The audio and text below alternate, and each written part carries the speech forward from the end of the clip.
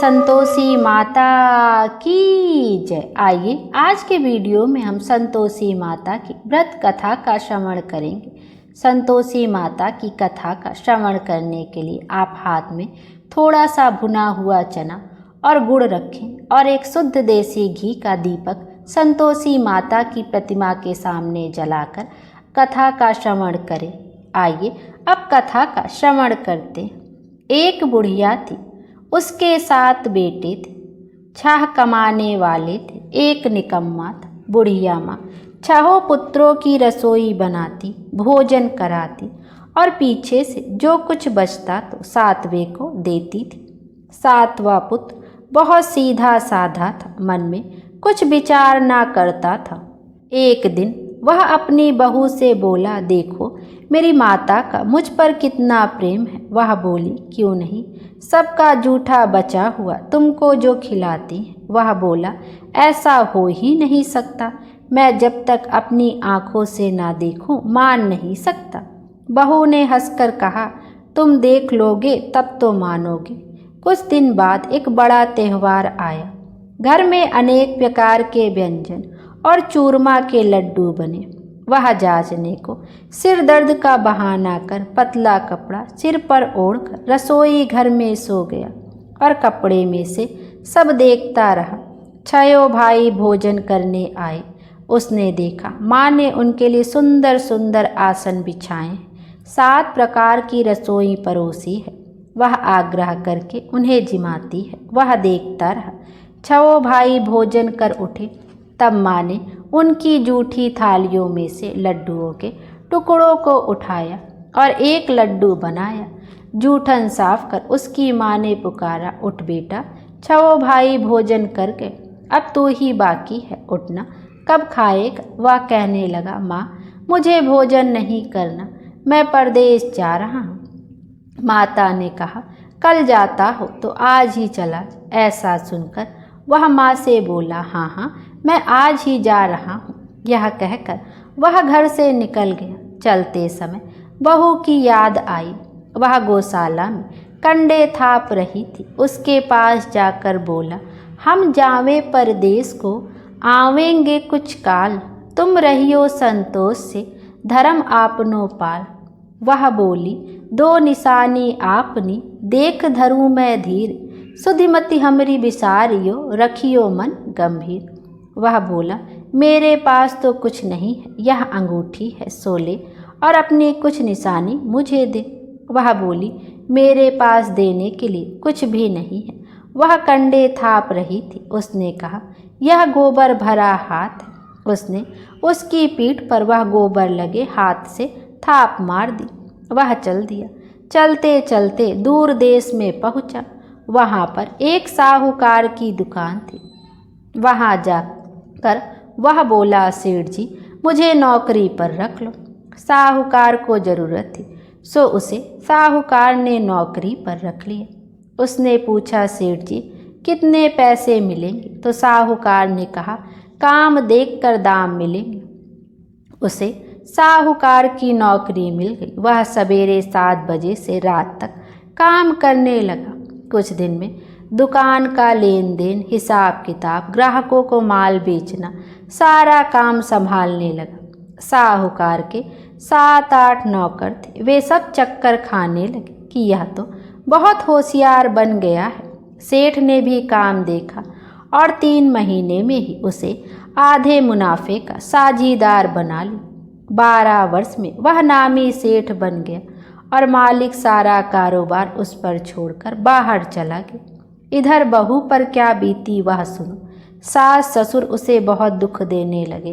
सारी गृहस्थी का काम करा, उसे लकड़ी लेने जंगल में भेजते। इस बीच घर के रोटियों के आटे से जो भूसी निकलती, उसकी रोटी बनाकर रख दी जाती और फूटे नारियल की नरेली में पानी। इस तरह दिन बीतते रहे। एक दिन वह लकड़ी लेने जा रही थी कि रास्ते में बहुत सी स्त्रियां संतोषी माता का व्रत करती दिखाई दी। वह वहां खड़ी कथा सुनकर बोली, बहनों यह तुम किस देवता का व्रत करती हो? इसको करने से क्या फल मिलता है? इस व्रत के करने की क्या विधि है? यदि तुम अपने इस व्रत का विधान मुझे समझा कर कहोगी तो तुम्हारा बड़ा एहसान मानूंगी। तब उनमें से एक स्त्री बोली, सुनो, यह संतोषी माता का व्रत है।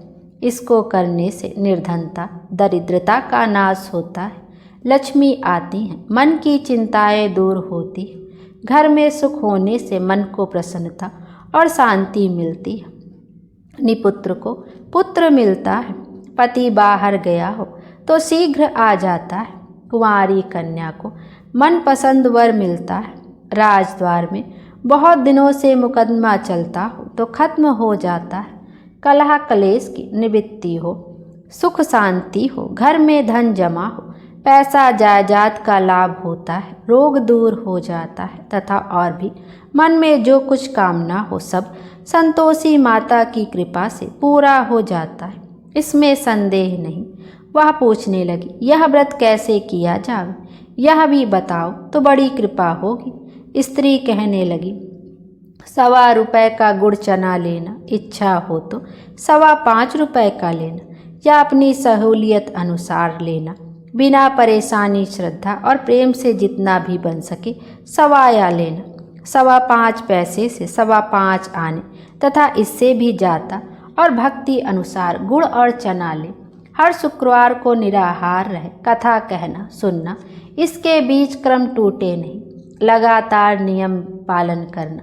सुनने वाला कोई ना मिले तो घी का दीपक जला उसके आगे जल के पात्र को रख कथा कहना, परंतु नियम ना टूटे।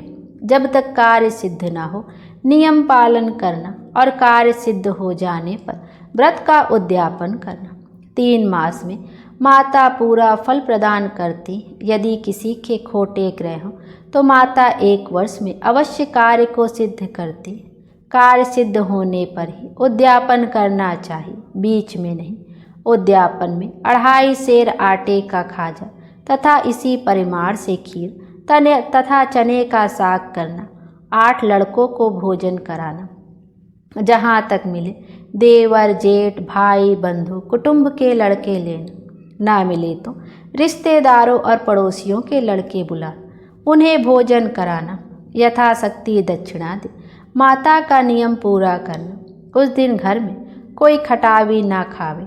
यह सुन बुढ़िया की बहू चल दी। रास्ते में लकड़ी के बेच को बेच दिया और उन पैसों से गुड़ चना ले माता के व्रत की तैयारी कर आगे चली और सामने मंदिर देख पूछने लगी, यह मंदिर किसका है? सब कहने लगे, संतोषी माता का मंदिर है। यह सुन माता के मंदिर में जा माता के चरणों में लौटने लगी, विनती करने लगी, माँ मैं दीन हूँ, निपट मूर्ख हूँ, व्रत के नियम कुछ जानती नहीं, मैं बहुत दुखी हूँ। हे माता जगजननी, मेरा दुख दूर कर, मैं तेरी शरण में हूँ।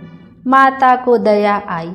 एक शुक्रवार बीता कि दूसरे ही शुक्रवार के उसके पति का पत्र आया और तीसरे शुक्रवार को ही उसका भेजा हुआ पैसा उसे मिला। यह देख उसके जेठ जेठानी मुँह सिकोड़ने लगे। इतने दिनों बाद थोड़ा सा पैसा आया, इसमें क्या बड़ाई है? लड़के ताने देने लगे। काकी के पास अब पत्र आने लगा, रुपया आने लगा। अब तो काकी की खातिर बढ़ेगी। अब तो काकी बोलने से भी नहीं बोलेगी। बेचारी सरलता से कहती, भैया पत्र आवे रुपया आवे तो हम सबके लिए अच्छा है। ऐसा कहकर आँखों में आंसू भरकर संतोषी माता के मंदिर में आ मातेश्वरी के चरणों में गिरकर रोने लगी। माँ, मैंने तुमसे पैसा तो नहीं मांगा, मुझे पैसे से क्या काम है? मुझे तो अपने सुहाग से काम है। मैं तो अपने स्वामी के दर्शन और सेवा मांगती हूँ। तब माता ने प्रसन्न होकर कहा, जा बेटी, तेरा स्वामी आवेगा। यह सुन खुशी से बावली हो घर जाकर काम करने लगी। अब तो संतोषी माता विचार करने लगी, इस भोली पुत्री से मैंने कह तो दिया तेरा पति आएगा, पर आएगा कहाँ से? वह तो इसे स्वप्न में भी याद नहीं करता, उसे याद दिलाने तो मुझे जाना पड़े। इस तरह माता उस बुढ़िया के बेटे के पास जा स्वप्न में प्रकट हो कहने लगी, साहूकार के बेटे सोता है या जागता है? वह कहता है, माता सोता भी नहीं हूँ, जागता भी नहीं हूँ, बीच में हूँ। कहिए क्या आज्ञा है माँ। कहने लगी तेरा घर बार है या नहीं। वह बोला मेरे सब कुछ है माता, माँ बाप भाई बहन बहू क्या कमी है। माँ बोली भोले पुत्र तेरी घरवाली घोर कष्ट उठा रही है, तेरे माँ बाप उसे बहुत दुख दे रहे हैं, वह तेरे लिए तरस रही है तो उसकी सुध ली। वह बोला हाँ माता यह तो मुझे मालूम है, परंतु जाऊं कैसे। परदेश की बात है, लेन देन का कोई हिसाब नहीं, कोई जाने का रास्ता नजर नहीं आता, कैसे चला जाऊं। माँ कहने लगी मेरी बात मान, सवेरे नहा धोकर संतोषी माता का नाम ले, घी का दीपक जला दंडवत कर दुकान पर जा बैठना। देखते देखते तेरा लेन देन चुक जाएगा, जमा का माल बिक जाएगा, सांझ होते होते धन का ढेर लग जाएगा। अब तो वह सवेरे बहुत ही जल्दी उठ मित्र बंधुओं से अपने सपने की बात कही, वे सब उसकी बात अनसुनी कर खिल्ली उड़ाने लगे। कहीं सपने भी सच होते हैं। एक बूढ़ा बोला देख भाई मेरी बात मान, इस तरह सांच या झूठ करने के बदले देवी ने जैसा कहा है वैसा ही करना, तेरा क्या जाता है। वह बूढ़े की बात मान नहा धोकर संतोषी माता को दंडवत कर घी का दीपक जलाकर दुकान पर जा बैठा। थोड़ी देर में क्या देखता है कि देने वाले रुपया लाए, लेने वाले हिसाब लाए। कोठे में भरे सामानों के खरीदार नगद दाम में सौदा करने लगे। शाम तक धन का ढेर लग गया। मन में माता का नाम ले प्रसन्न हो घर जाने के वास्ते गहना कपड़ा सामान खरीदने लगा और वहाँ के काम से निपट वह घर को रवाना हुआ। वहाँ बहू बेचारी जंगल में लकड़ी लेने जाती है, लौटते वक्त माता जी के मंदिर पर विश्राम करती है। वह तो उसका रोज रुकने का स्थान ठहरा। तो थोड़ी दूर से धूल उड़ती देख वह माता से पूछती है माता यह धूल कैसी उड़ रही है। माँ कहती हे पुत्री तेरा पति आ रहा है, अब तू ऐसा कर लकड़ियों के 3 बोझ बना, एक नदी के किनारे रख, दूसरा मेरे मंदिर पर और तीसरा अपने सिर पर रख। तेरे पति को लकड़ी का गट्ठा देखकर मोह पैदा होगा, वह वहाँ रुकेगा, नाश्ता पानी बना खाकर माँ से मिलने जाएगा। तब तू लकड़ी का बोझ उठाकर जाना और बीच चौक में गट्ठा डालकर 3 आवाजें जोर से लगाना, लो सासू जी लकड़ियों का गट्ठा लो, भूसी की रोटी दो, नारियल के खोपड़े में पानी दो, आज कौन सा मेहमान आया है। माँ की बात सुनकर वह बहुत अच्छा माता जी कहकर प्रसन्न हो लकड़ियों के 3 गट्ठे ले आई। एक नदी के तट पर एक माता के मंदिर पर रखा। इतने में ही वह मुसाफिर आ पहुँचा। सूखी लकड़ी देख उसको इच्छा हुई कि अब यहीं निवास करे और भोजन बना खा पी कर गाँव जावे। इस प्रकार भोजन खा विश्राम ले वह गाँव को गए। उसी समय बहू सिर पर लकड़ी का गट्ठा लिए आती है, उसे आंगन में डाल जोर से 3 आवाज़ देती है, लो सासू जी लकड़ी का गट्ठा लो, भूसी की रोटी दो, नारियल के खोपड़े में पानी दो, आज कौन मेहमान आया है। यह सुनकर उसकी सास अपने दिए हुए कष्टों को भुलाने हेतु कहती है, बहू ऐसा क्यों कहती हो, तेरा मालिक ही तो आया है, आ बैठ, मीठा भात का भोजन कर, कपड़े गहने पहन। इतने में आवाज़ सुनकर उसका स्वामी बाहर आता है और अंगूठी देख व्याकुल हो माँ से पूछता है, माँ यह कौन है। माँ कहती है, बेटा यह तेरी बहू है, आज 12 वर्ष हो गए हैं जब से तू गया है, तब से सारे गांव में जानवर की तरह भटकती फिरती है, कामकाज घर का कुछ करती नहीं, 4 समय आकर खा जाती है। अब तुझे देखकर भूसी की रोटी और नारियल के खोपड़े में पानी मांगती है। वह लज्जित हो बोला, ठीक है माँ मैंने इसे भी देखा है और तुम्हें भी, अब मुझे दूसरे घर की चाबी दो तो मैं उसमें रहूँगा। तब माँ बोली, ठीक है बेटा जैसी तेरी मर्जी हो वैसा कर। यह कहकर माँ ने चाबी का गुच्छा पटक दिया। उसने लेकर दूसरे कमरे में जो तीसरी मंजिल के ऊपर था खोलकर सारा सामान जमाए। एक ही दिन में वहाँ राजा के महल जैसा ठाट बाट बन। अब क्या था, वह सुख भोगने लगी। इतने में अगला शुक्रवार आया। उसने अपने पति से कहा, मुझे माता का उद्यापन करना है। उसका पति बोला, बहुत अच्छा, खुशी से करो। तुरंत ही वह उद्यापन की तैयारी करने लगी। जेठ के लड़कों को भोजन के लिए कहने गई। उसने मंजूर किया, परंतु पीछे जेठानी अपने बच्चों की सिखलाती है, देखो रे, भोजन के समय सब लोग खटाई मांगना, जिससे इसका उद्यापन पूरा ना हो। लड़के जीमने आए, खीर पेट भर खाई, परंतु बात याद आते ही कहने लगे, हमें कुछ खटाई खाने को दो, खीर खाना हमें भाता नहीं, देखकर आरुचि होती है। वह कहने लगी, खटाई किसी को ना दी जाएगी, यह तो संतोषी माता का प्रसाद है। लड़के उठ खड़े हुए, बोले, पैसा लाओ। भोली बहू कुछ जानती नहीं थी, सो उन्हें पैसे दे दिए। लड़के उसी समय उठकर इमली ला खाने लगे।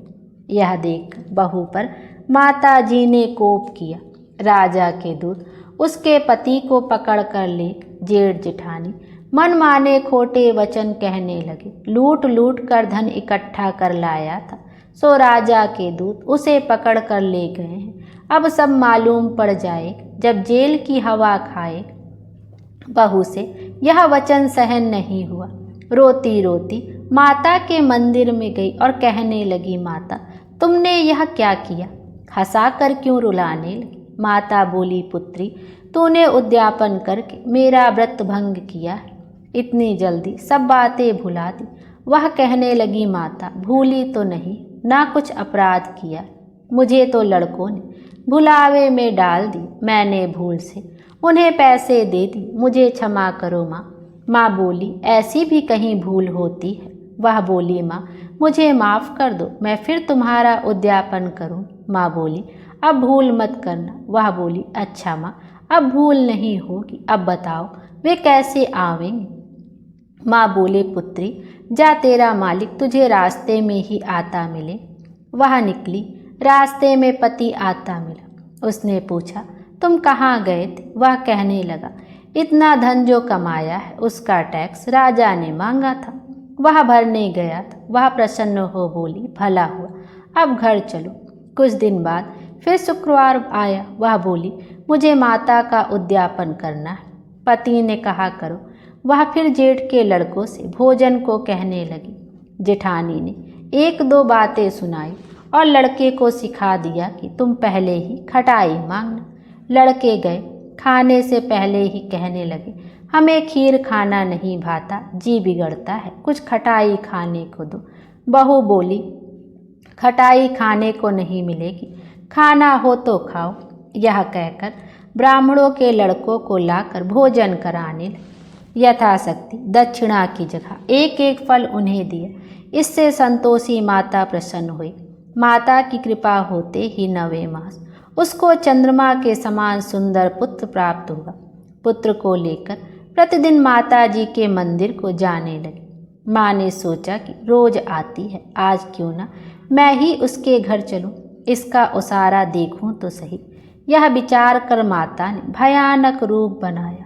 गुड़ और चने से सना मुख, ऊपर से सूंड के समान होठ, उस पर मक्खियाँ भिन भिना रही। दहलीज में पैर रखते ही उनकी सास चिल्लाई, देखो रे, कोई चुड़ैल डाकनी चली आ रही है, लड़को इसे भगाओ, नहीं तो किसी को खा जाएगी। लड़के डरने लगे, चिल्लाकर खिड़की बंद करने लगे। बहू रोशनदान से देख रही थी, प्रसन्नता से पागल होकर चिल्लाने लगी, आज मेरी माता मेरे घर आई है। यह कहकर बच्चे को दूध पिलाने से हटाती है। इतने में सास का क्रोध फूट पड़ा। मरी रांड इसे देखकर कैसी उतावली हुई जो बच्चे को पटक दिए।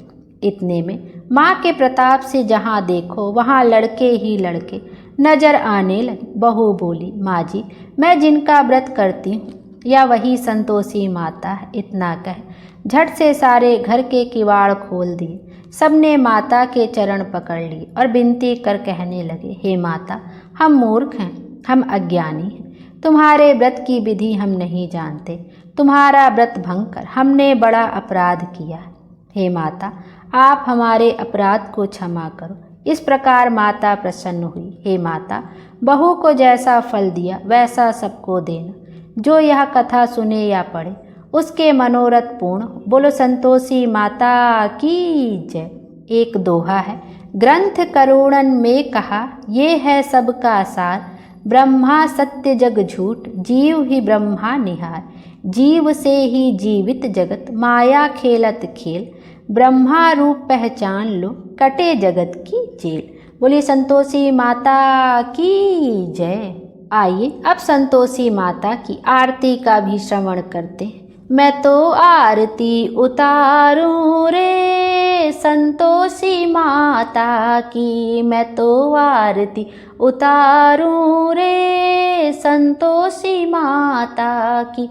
जय जय संतोषी माता जय जय माँ, जय जय संतोषी माता जय जय माँ। बड़ी ममता है बड़ा प्यार माँ की आँखों में, बड़ी करुणा माया दुलार माँ की आँखों में। क्यों ना देखूं मैं बारंबार माँ की आँखों में, दिखे हर घड़ी नया चमत्कार माँ की आँखों में। नित्य करूं झूम झूम झम झमा झम झूम झूम, झांकी निहारूं रे ओ प्यारी प्यारी झांकी निहारूं रे। मैं तो आरती उतारूं रे संतोषी माता की। जय जय संतोषी माता जय जय माँ, जय जय संतोषी माता जय जय माँ। सदा होती है जय जयकार माँ के मंदिर में, नित झांझर की होवे झंकार माँ के मंदिर में। सदा मंजीरे करते पुकार माँ के मंदिर में, वरदान के भरे हैं भंडार माँ के मंदिर में। दीप धरूं धूप करूं प्रेम सहित भक्ति करूं, जीवन सुधारूं रे ओ प्यारा प्यारा जीवन सुधारूं रे। मैं तो आरती उतारूं रे संतोषी माता की, मैं तो आरती उतारूं रे संतोषी माता की। जय जय संतोषी माता जय जय माँ, जय जय संतोषी माता जय जय माँ, जय जय संतोषी माता जय जय माँ, जय जय संतोषी माता जय जय माँ। प्रेम से बोलिए संतोषी माता की जय।